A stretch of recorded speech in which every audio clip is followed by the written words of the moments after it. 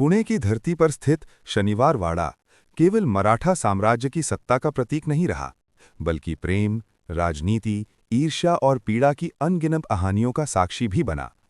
इसी शनिवार वाड़ा से जुड़ा एक नाम आज भी रहस्य और उदासी से भरा हुआ है, मस्तानी महल।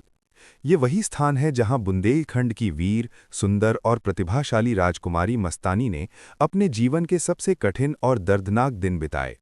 मस्तानी केवल एक नर्तकी या रानी नहीं थीं, बल्कि वे योद्धा थीं।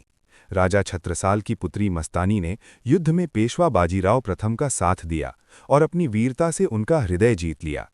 युद्ध के मैदान में शुरू हुआ ये संबंध धीरे धीरे प्रेम में बदल गया। बाजीराव ने मस्तानी को अपनी पत्नी स्वीकार किया, लेकिन यही प्रेम उनके जीवन का सबसे बड़ा संघर्ष भी बन गया। मराठा दरबार और समाज ने मस्तानी को कभी खुले दिल से स्वीकार नहीं किया। कारण था धर्म और राजनीति।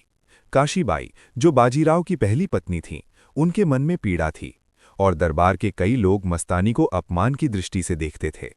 ऐसे में बाजीराव ने मस्तानी के लिए शनिवार वाड़ा के पास एक अलग महल बनवाया, जिसे बाद में मस्तानी महल कहा गया। कहा जाता है कि ये महल बाहर से भले ही सुंदर था, लेकिन अंदर से मस्तानी के अकेलेपन और पीड़ा का गवाह बना। यहाँ रहते हुए मस्तानी अक्सर घंटों खिड़की से बाहर आकाश को निहारा करती थीं, मानो अपने प्रेम और सम्मान के लिए ईश्वर से उत्तर मांग रही हों। महल की दीवारों ने उनकी चुप सिसकियों को सुना और फर्श ने उनके आंसू महसूस किए। समय के साथ मस्तानी के प्रति विरोध और बढ़ता गया। बाजीराव जब युद्ध अभियानों पर जाते, तब मस्तानी इस महल में लगभग नज़रबंद सी रहतीं। लोक कथाओं के अनुसार कुछ समय के लिए उन्हें कैद भी किया गया। इसी दौरान मस्तानी का स्वास्थ्य बिगड़ता चला गया। मानसिक पीड़ा ने उन्हें भीतर से तोड़ दिया। 1740 में बाजीराव की मृत्यु ने मस्तानी की दुनिया ही उजाड़ दी। कहा जाता है कि बाजीराव की मृत्यु का समाचार सुनते ही मस्तानी पूरी तरह टूट गईं। कुछ इतिहासकार मानते हैं कि इसके कुछ समय बाद ही मस्तानी का भी निधन हो गया।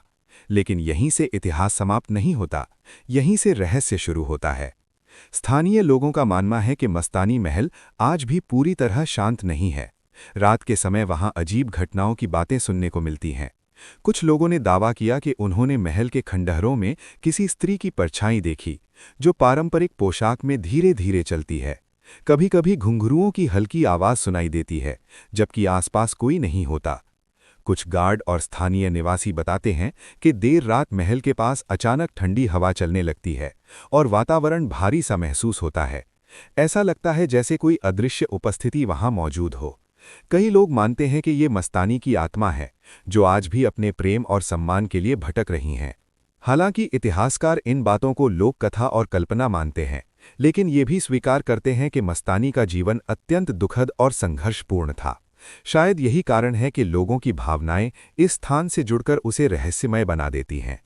मस्तानी महल आज भले ही अपने मूल रूप में न बचा हो, लेकिन उसकी कहानी अमर हो गई है। ये महल केवल एक इमारत नहीं, बल्कि उस स्त्री का प्रतीक है जिसने प्रेम के लिए सत्ता, समाज और परंपराओं से टक्कर ली।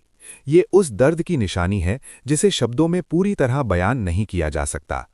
जब भी कोई इतिहास प्रेमी या पर्यटक शनिवार वाड़ा के आसपास खड़ा होकर मस्तानी महल की ओर देखता है, तो उसे केवल पत्थर नहीं दिखते, उसे दिखती है एक अधूरी प्रेम कहानी, एक मजबूत नारी का संघर्ष और एक ऐसा रहस्य जो शायद कभी पूरी तरह सुलझेगा नहीं।